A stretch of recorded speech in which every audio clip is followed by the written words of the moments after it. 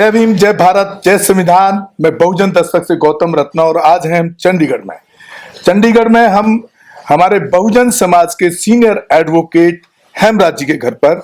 बहुत बहुत स्वागत है हेमराज वकील साहब आपका हमारे बहुजन दस्तक चैनल पर। धन्यवाद रत्ना जी। नमो बुद्धाय, जय संविधान। ये मेरा बड़ा सौभाग्य है कि आपने आपसे बात करने का अवसर प्रदान किया है। बाबूजी, कुछ मुद्दों पर आपसे बात करना चाहेंगे। बहुजन से जुड़े वंचित जो पीड़ित समाज है, जो कई सदियों से पीड़ित रहा है, उनके मुद्दों पर, देश के ज्वलंत मुद्दों पर आप एज ए एडवोकेट वंचितों के लिए क्या सोचते हैं, जो आज हालात हैं देश के अंदर और जो इस तरह के ज्वलंत मुद्दे हैं। तो पहला मेरा सवाल आपसे है, G20 के अंदर जो G20 हो रहा है देश के अंदर, उसको आप किस रूप में देखते हैं? एक तरफ तो मोदी जी G20 के नाम पर, मैं जहां तक देख पा रहा हूं, जब से सरकार बनी उनका विदेश दौरा और विदेशियों का यहाँ आना लगातार जारी है।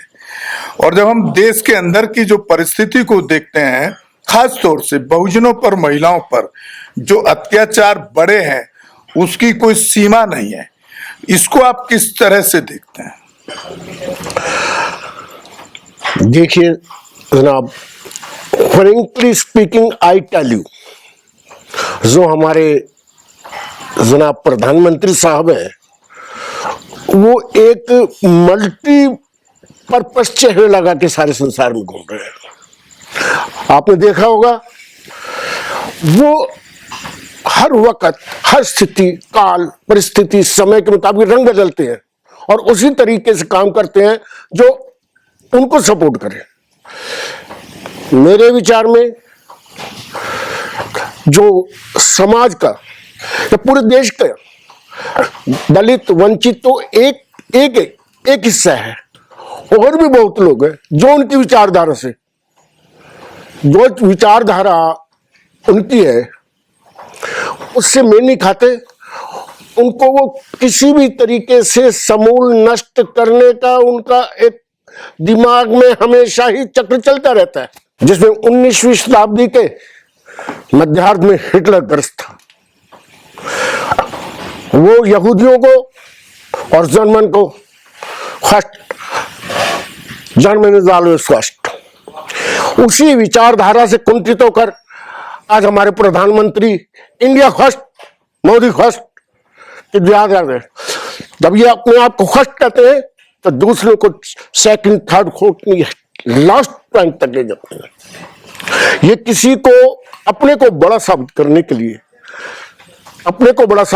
के लिए ये बड़ी बड़ी मूर्तियां, बड़े बड़े स्टैचू, बड़े बड़े इवेंट्स इस प्रकार करते हैं कि जैसे उन्हीं का नाम फ्लैशलाइट हो।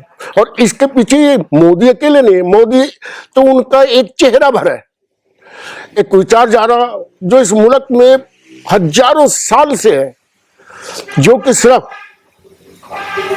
सर्वाइवल ऑफ फिटेस्ट, ताकतवर को बना देती है। वह जो ताकतवर है उसे ही जीने का अधिकार है, बाकी किसी को कोई जीने का अधिकार नहीं।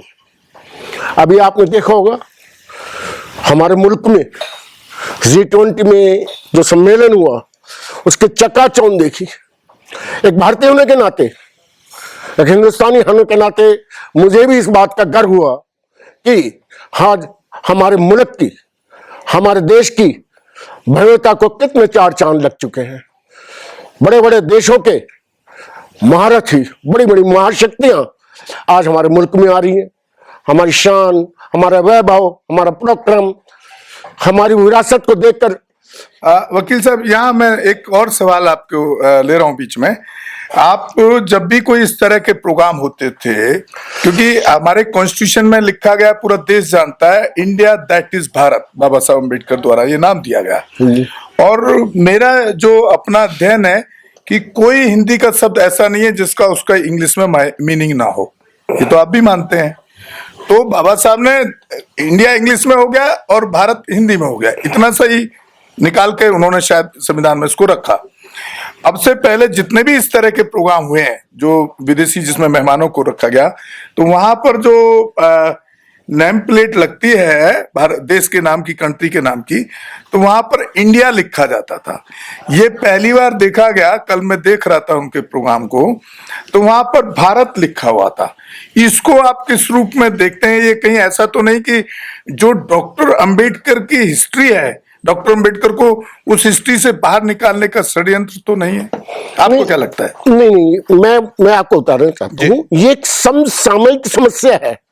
अभी आपने देखा होगा कि विरोधी पक्षों ने एक गठबंधन बनाया जी जिसका नाम उन्होंने इंडिया रखा, INDIA। जी जी। अब इसका उनके पास कोई तोड़ ही नहीं था। अदरवाइज भारत तो जब 1948 में संविधान दिया तभी भी इंडिया दैट इज भारत, जी उसी टाइम से भारत का था। लेकिन फिलहाल इनका इसके पीछे भारत की जो प्राचीनता है उसको लाइमलाइट करने का नहीं था। उसका मकसद ये था कि हम इंडिया से भारत करें ताकि वो लाइमलाइट ना हो जाए पश्चिम में। मुख्य कारण उनका यही था। और ये नहीं, पीछे तो अपडेट भी आया ना कि सर इंडिया का नाम बदलेंगे, हम देश का नाम बदलेंगे, सिर्फ भारत देश का नाम रहेगा, इंडिया खत्म कर दिया जाएगा। कुछ नहीं, ये हर समय पे कोई ना कोई ऐसा शिगुफा चढ़ते रहते हैं जिससे थोड़ा सा ये नैरेटिव बनता रहे। ओके, थोड़ा सा शिगुफे है और कुछ नहीं है। जब उन्होंने इंडिया गठबंधन नाम लिया उसी दौरान ही चला है, उससे पहले कभी ये बात नहीं हुई। मेरे ख्याल में इंडिया का नाम भारत रखने का कभी कोई ऐसा मोमेंट या कोई आंदोलन या हम लोगों की सहमति या कुछ ऐसा कभी कुछ भी नहीं चला। इस वक्त समसामयिक में यही है कि इन्होंने कि इंडिया हमारे ऊपर हावी नहीं हो जाए, कि हम इंडिया को हरा के बाजेंगे तो वो कि जैसे अपनी तलवार से खुद ही वार कर, इसलिए इन्होंने फिलहाल इसका नाम भारत रखा।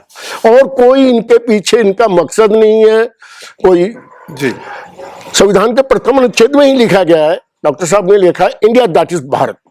भारत मेन है, इंडिया लोगों को, क्योंकि उस समय तक जब हम कॉलोनियल रूल था, उपनिवेश शासन था, तो तब हम इंडिया के नाम से जाने जाते तो साहब ये तो संविधान को तो बदलने जा रहे हैं, क्योंकि इनके मंत्री पहले ही सरकार बनते ही कह दिए थे कि हम जो इस सत्ता में आए, हमारा मकसद ही संविधान को मैंने बदलना है। आपको बताया कुछ नहीं, ये शिगुफे हैं। आज से 8-10 साल पहले जब ये सत्ता में, तब भी इन्होंने कहा संविधान की समीक्षा की जाएगी।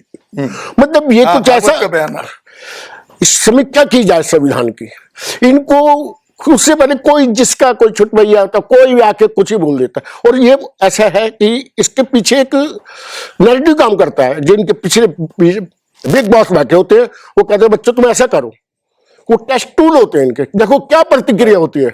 और जब भी इन्होंने ऐसी कोई बात की संविधान में समीक्षा की, तब भी हमारे समाज ने और समाज के प्रबुद्ध लोगों ने, वो नहीं जो वंचित दलित है और भी पढ़े लिखे प्रबुद्ध समाज है, वो संविधान की समीक्षा के नाम पे इसके खिलाफ एकजुट खड़े हो गए।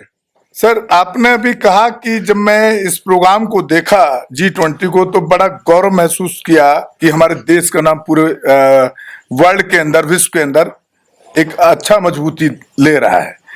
लेकिन यहाँ पर दूसरा सवाल है कि आप विदेशियों को, बाहर के कंट्रियों को दिखा कुछ और रहे हैं, और आपके जो अंदर के हालात हैं वो आज भी जो 2000 साल पहले बहुजन वंचितों का साथ में शोषण होता था, और जब से भाजपा RSS की सरकार आई है उसके बाद वो बहुत बढ़ा है। आप ये देख लीजिए, आपको मैं बता रहा हूं कुछ एग्जांपल। मनीषा रेप कांड, आज तक जस्टिस नहीं मिला। 3 लोगों को बरी कर दिया गया था, एक को खाली उम्र कैद मिली, क्योंकि वो because of she belong to schedule caste also. दूसरा निर्भया कांड हुआ, रेप कांड, उसमें 4 को फांसी मिलती है because of she belong to general caste. तो यहां मैं जो देख पा रहा हूं, कोर्ट भी, हाई कोर्ट भी, सुप्रीम कोर्ट भी, जो फैसले आज की डेट में जा रहे हैं इनकी सरकार आने के बाद। बाबरी मस्जिद देख लीजिए, बाबरी मस्जिद का जो केस है वो आर्कियोलॉजी सर्वे ऑफ इंडिया के जो वहां पे उसके टेस्टिंग की गई, उसमें कहीं ये साबित नहीं हुआ था कि बाबर ने मंदिर तोड़ा था, ये नहीं साबित हुआ। तो प्रूव तो नहीं हो पाया था, लेकिन फिर भी वो जमीन उनको डिलीवर कर दी गई। मणिपुर वाला कांड देख लीजिए, जिसमें हमारे आदिवासी वंचित ST समुदाय की जो महिलाएं हैं और कई सौ की भीड़ है वहां पर, मात्र 5 से 7 या 8-10 लोगों के खिलाफ केस दर्ज हुए गए। पूरा मणिपुर सुलग रहा है, और वहां पर अमित शाह जाकर के 1 महीने में बैठ जाते हैं। तो वो क्या करने जाते हैं, क्या कर रहे थे, उसको मैनेज कर रहे थे कि ये सबको बैलेंस कर दिया जाए। इस तो यहाँ पर पुलिस और कोर्ट दोनों जो सिस्टम में चल रहा है इस सरकार के आने के बाद, खास तौर से वो सारे जो डिसीजंस हैं, बहुजन मेरी परिभाषा में है, जो कांशीराम साहब का परिभाषा था, SC ST OBC माइनॉरिटी के खिलाफ क्यों आ रहे हैं। इसको एक तरफ वो G20 पे आपने कहा कि मैं बड़ा अच्छा महसूस कर रहा था, तो जब देश में इस तरह की स्थिति है, वो कंट्रोल इस देश का प्रधानमंत्री मोदी क्यों नहीं कर पा रहा है। देखिए, ये बहुत ज्वलंत समस्या है, और अगर मैं कहूं इस सरकारी स्तर पर नहीं, ये समस्या पार्टियों के स्तर पर नहीं है, राजनीतिक स्तर पर भी नहीं है। आपको पता है, ये हमारी व्यवस्था में ही एक ऐसा खोट है, चाहे किसी भी सरकार रही हो, चाहे भारतीय जनता पार्टी की रही हो, चाहे जनता पार्टी की रही हो, चाहे कांग्रेस की हो, हर पार्टी के सरकार में दलित वंचितों के साथ ऐसे होते रहे, क्योंकि ये सरकारें एक व्यवस्था के अंतर्गत काम करती हैं, और वो व्यवस्था हमेशा दलित विरोधी है, वंचित विरोधी है, महिला विरोधी भी है, महिला विरोधी भी है। वो मानसिकता ही इस प्रकार की है। मैं आपको ये बताना चाहता हूँ कि नॉट ओनली बीजेपी और जनता पार्टी गवर्नमेंट और दिस अलायंस थोड़े थोड़े जो निकली है, क्या आप नहीं मानते कि इंदिरा गांधी के टाइम में बेलछी हत्याकांड हुआ था जी। क्या आप नहीं मानते बिल्किस बानो गुजरात में सर मोदी सरकार में हुआ, बिलसिया जी, और भौरी देवी जी, कांग्रेस, ये सब मतलब किसी भी सरकार में हो, वो व्यवस्था के उसी व्यवस्था के अंतर्गत सरकारें काम करती है, क्योंकि मानसिकता ही, चाहे वो कांग्रेस हो, चाहे वो बीजेपी हो, चाहे ये सीपी, आप कह सकते हैं जहां सीपीएम है वहां नहीं होती है दलितों के खिलाफ। मतलब ये मानते हैं कि जो बाबा साहब ने जो संविधान के अंदर जो राइट्स दिए आज भी वो फॉलो बिल्कुल नहीं हो रहा है। बिल्कुल यही तो कहा कि मेरा दुर्भाग्य है कि मैंने इतना अच्छा संविधान बना के दिया है, it is among the best constitution of the world, पर इसको चलाने वाले इसका कैसे उपयोग करें, इसको मेरे को लेकर दुख है। अगर उनको शंका थी पहले से, उनको शंका थी, और उन्होंने हमेशा यही कहा था कि मैं अगर इस संविधान के जरिए और इस मूवमेंट को, मेरे साथियों, इस कार्यों को मैं यहां तक ले जा रहा हूं, तो इसे अगर आगे नहीं ले जाने देते तो पीछे भी नहीं हटने देता। लेकिन मैं देख रहा हूं कि हमारे तथाकथित जो लीडर्स हैं, इस जो संविधान साहब, जो हमारे बाबा साहब हम इस संविधान की गाड़ी को यहां तक खींच के लाए, जहां उन्होंने संसार की आधी आबादी के लिए एक समतामूलक संविधान देने की कोशिश नहीं की, दिया, जिससे संसार के सारे प्रमुख कानूनविदों ने, विधिविदों ने और संसार के सारे प्रमुख हेड्स ने इसे बेस्ट कॉन्स्टिट्यूशन माना। वो हमारे ही कुछ लोग उसे पीछे धकेलने की कोशिश कर रहे हैं, और ये तो मैंने से कहने, जब ये कहती नहीं कि संविधान बनता कैसे है, कुछ हमारी श्रुतियां होती है, कुछ हमारी परंपराएं होती है, कुछ हमारे नेचुरल लॉज होते हैं, कुछ हमने इधर उन तो कहें कि हिंदुस्तान में कुछ कानून तो साउथ अफ्रीका के जंगलों से भी लिए गए हैं, जिसमें नशा टाड़ा है, नशे जैसे लगेंगे जहाँ कुछ भी नहीं। तो ये कानून वो है जिसे लागू करने वाले की नीयत साफ, अगर लागू करने वाली नियत साफ नहीं तो आप कितनी कानून बना ले। अमित शाह का तो पीछे बयान है कि ये अंग्रेजों का संविधान है और इसमें हम सारे एक्टों को बदलेंगे, पीछे अमित शाह का बयान है। ये शिगुखे हैं सर। मैं आपको कह रहा हूं कि हमेशा आज से 20-25 साल में अटल जी के शासनकाल में भी इसकी समीक्षा की जाएगी। मेरे से एक पत्रकार ने सवाल पूछा, मेरे को बड़ा गुस्सा है। मैंने कहा ऐसा करो, जिनके पर तुम्हारे बेस्ड है कॉन्स्टिट्यूशन, पहले उनकी समीक्षा कर लो, आ जाओ बैठ के, पहले रामचरितमानस की समीक्षा कर ले, पढ़ लो, दोनों में से मैंने गीता की समीक्षा कर ले बैठ के, आ जाओ। बहुत अच्छा। कितनी मैंने, अगर उनको बदल सकते हो तो संविधान भी बदल जाएगा, क्योंकि तो बेसुरी पे मनुस्मृति का समीक्षा करके देखो, उनकी नहीं कहेंगे, संविधान की। सर एक सवाल और है, बाबा साहब अम्बेडकर के कोट को हमारे नेता और बहुजन एक्टिविस्ट हर जगह बार बार बोलते हैं कि बाबा साहब का एक कोट है, वो जिंदा रहते हुए उन्होंने कहा कि मुझे पढ़े लिखे लोगों ने धोखा दिया है। तो वो दौर अलग था, क्योंकि जब तक तो संविधान भी बना था या हैंडओवर हुआ था, नहीं हुआ था, उससे पहले जो मूवमेंट चला रहे थे वहीं उन्होंने ये चीज का फैसला शायद कर लिया था। आज वो जो संविधान की वजह से जो पढ़े लिखे लोग हैं, खासतौर से हमारे बहुजन से, क्या वो समाज को धोखा नहीं दे रहे? कमोबेश आज भी वही स्थिति है जिसको डॉक्टर साहब ने कोट किया था। कमोबेश हो सकता है थोड़ा सुधार हुआ वो, लेकिन वो सुधार एक समुद्र में बूंद की तरह। अगर इस जो संविधान के जो अधिकार हमें लोगों ने दिए, हम लोगों को मिले, जिसके तहत हमने यहाँ तक शिक्षाएं पाई, अच्छे पद पाए, हम में से 10% लोग भी अगर पे बैक की थ्योरी पे काम करते हुए समाज को देते तो हमारे बहुजन समाज बहुत आगे होता। लेकिन दुख की बात यह है कि कोई कर ही नहीं रहा। बहुत हमारे यहाँ पहचान का ही संकट बहुत बड़ा है, क्राइसिस ऑफ द रिकॉग्निशन। लोग अपनी रिकॉग्निशन को छुपाते फिर रहे। इतना जबरदस्त ये व्यवस्था हमारे पर हावी है। आज ही आपने एक समाचार देखा होगा, आपकी राजस्थान के एक भरतपुर जिले की बात है। एक दलित बच्चे ने कैंपर्स पानी के रखे हुए थे, one for the student, other one for the teachers. Student वाले में पानी नहीं था, प्यास लगी हुई थी, बच्चे ने उस कैंपर से पानी पिया, उसमें हाथ नहीं डाला, कुछ नहीं किया, गिलास वहां से लिया, टूटी खोटी। उसी बात पर उस शिक्षक ने उस बच्चे को इतना पीटा कि अधमरा कर दिया। बाद में डेथ हो गई। ये मेरे नहीं है। तो आप इसे कहेंगे क्या ये एक विशेष पार्टी की मानसिकता है? राजस्थान सरकार में किसकी पार्टी? एक व्यवस्था की मानसिकता है। लेकिन इस व्यवस्था को वो समाज तो इसको संस्कृति कहता है। ये आपने कभी नोटिस किया? जब हम इसके खिलाफ लड़ाई लड़ते हैं, मैं इसके खिलाफ लड़ाई लड़ रहा हूँ बहुत सालों से, वो तो कहते हैं तो संस्कृति है। There are always the two side of the coin, एक डार्क साइड है। तो वो लोग तो उसी को प्रोजेक्ट करनी जो ब्राइट है। Why will they project the dark side of that coin? ये तो हमें उजागर करना होगा। सर, आप क्या संदेश देना चाहेंगे? क्योंकि हमने अभी आपके साथ जितना डिस्कशन किया उसमें ये व्यवस्था पूरी तरह से जो शुरू से चली आ रही है, संविधान के बाद भी आज भी वही व्यवस्था प्रैक्टिकल रूप में दिखती है, भले ही संविधान में वो व्यवस्था को लिख करके खत्म कर दिया गया हो। तो इसका देखिए, प्रॉब्लम तो सब बताते हैं, इसका सॉल्यूशन आप बताएं। सॉल्यूशन बाबा साहब ने खुद ही उसी समय दे दिया था जिस टाइम दिया। उन्होंने अपने शिक्षित बनो। एजुकेशन ही एक ऐसी चीज है जितनी हम लोग, मैं इतनी बातें क्यों कर पा रहा हूं? Why I'm talking like this? Because I am educated. आप सवाल पूछ रहे हैं, आप एजुकेटेड।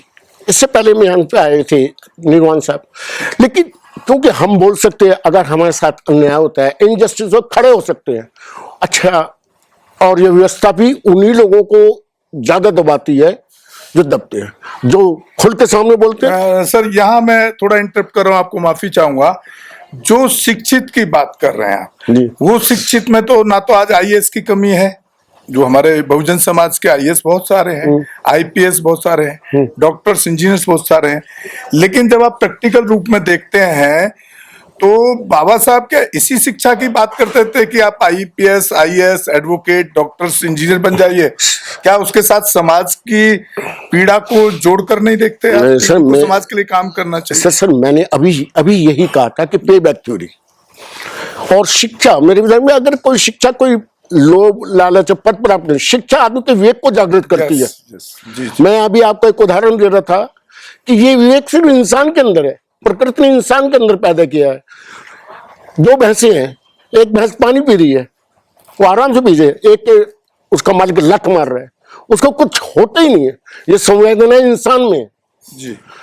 अगर हमारे अंदर संवेदना है, मैं उन शिक्षित लोगों की बात नहीं कर रहा जो बड़े बड़े वहां बैठे हैं, मिनिस्टर बने, हमारे दलित वंचित समाज के लोग मिनिस्टर बने बैठे हैं। अभी आपने एक दक्षिण भारत के किस्से सुनाया था, किसी की हिम्मत नहीं कि इसके खिलाफ खुल के बोल सके, क्योंकि उनका विवेक जागृत नहीं है। अगर जो आदमी विवेक जागृत ही नहीं है, जिसका जमीर ही नहीं जगा हुआ है, वो चाहे कितना पढ़ जाए, क्या पढ़ जाए, क्या वो तो एक कागज के पुलंदर लपेट डिग्री सी है, बेकार को। इससे तो वो शिक्षित ऐसा है जो अपने राइट्स के प्रति अवेयर है, वो जितना उसकी बुक्कत है उतना भर वो जरूर वो सरकार का रेजिस्टेंस कर रहा है। मैं एक बात आपको बताना चाहता हूं जी। कि इस प्रकार की मानसिक अवस्था से ग्रस्त है। इन्होंने कोणार्क चक्र और नालंदा यूनिवर्सिटी का इन्होंने कहीं बौद्ध धर्म चक्र दिखाया, सारनाथ दिखाया, वो क्या हमारी विभूतियां नहीं है? जी जी। किसके पीछे यही मानसिकता काम करती है। साथियों, आप सुन रहे थे एडवोकेट हेमराज साहब को, उनके घर चंडीगढ़ से, और हमें उन्होंने अपने घर में यहाँ रहने के लिए और पूरा इंतजाम किया। तो बहुत बहुत मैं शुक्रिया इस है। विषय में और, सुन ये तो क्या बहुजन समाज के मुद्दों पर, देश की ज्वलंत मुद्दों पर as a lawyer, as a senior lawyer, और जो नालायक इस तरह के जो शिक्षित बन गए हैं बाबा साहब के संविधान से, उनको तो उन्होंने बिल्कुल बड़ा कड़ी भर्त्सनाक उन लोगों के लिए शब्दों का इस्तेमाल किया। तो हम बहुत बहुत साधुवाद करते हैं साहब को और धन्यवाद। चंडीगढ़ से विदा लेते हैं और उम्मीद करते हैं कि वो समाज के लिए भी इसी तरह से लोगों को प्रेरित करते रहेंगे और उनको आगे बढ़ाने का काम भी करते रहेंगे।